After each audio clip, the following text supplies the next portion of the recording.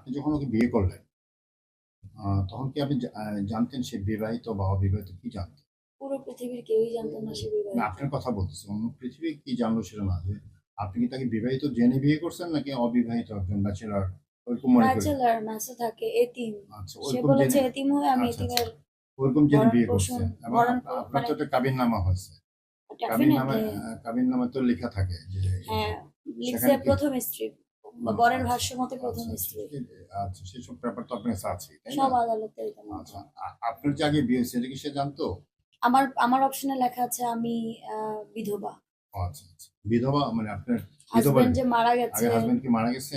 হ্যাঁ, আচ্ছা, স্ট্রোক করে। যাক ওইটা আমার কোনো সাবজেক্ট না, আমি জাস্ট না না, কিউরিওসিটি আমার জানতে চাই। জায়গা থেকে হ্যাঁ, আমি যে সমস্ত প্রশ্ন কিছু করবো। ক্লিয়ার, কারণ হ্যাঁ, আমার যে আগের হাজবেন্ড মারা গেছে এটা পুরো কারণ পৃথিবী আমি জানে। আমি যখন প্রথম ভিডিও দেখলাম তখন আমার তাই মনে হলো যে এটা বোধহয়, আমি খুবই তার প্রতি মানিয়ে হলাম যে আমি ইভেন আমি তাকে কিন্তু ফোন দিয়েছিলাম যে বিয়ের পরে আমি খুশি হয়ে যে আপনার এত প্রবলেম, তারপর সে বিয়ে করছে এবং সে আমি আমি তখন বলছি সে কত কোনো বিয়েটা আগে করে নাই, তারপর আবার একটা ছেলে ইয়াং, কোনো আগে তার পাস কোনো স্টোরি নাই, হয়তো মানুষের মনে একটা সহানুভূতি ভালোবাসা থাকে, সেভাবে বিয়ে করছে। তারপরে তো আবার দেখলাম যে তখন আবার ওই যে কেঁচু করতে যেমন সাপ বেরিয়ে আসছে, মানে বর্ষা আপার সাথে আমার খুব বেশি দিনের পরিচয় না।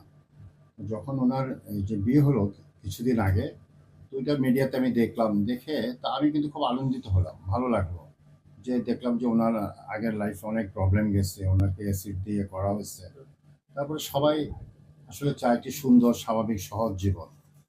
তো ওনার লাইফে যখন আগে সেই প্রবলেমগুলো আমি দেখলাম এবং তারপরে ওনার যে অ্যাসিডের ইয়াটা দেখে আমার খুবই খারাপ লাগছে। আসলে ধরেন উনি তো একজন সুন্দর মানুষ, শুধু মনেরও মানুষ, কিন্তু সেই মানুষটার জীবনে যে এরকম একটা দুর্বিষহ কষ্ট টষ্টর পরে যখন আমি দেখলাম যে আরেকটা বিয়ে হচ্ছে ওনার, এখন হয়তো আমি ভাবলাম যে জীবনটা হয়তো সুন্দর স্বাভাবিকভাবে যাবে। এবং কিছুদিন আগে ওনার সাথে আমার দেখা হলো একটা শপিং মলে। তখন ওনার মাঝে আমি সে মানে যে একটা আনন্দ উচ্ছ্বাস সেটা আমি দেখি নাই, তার কাছে হয়তো কোনো কারণে হতে পারে।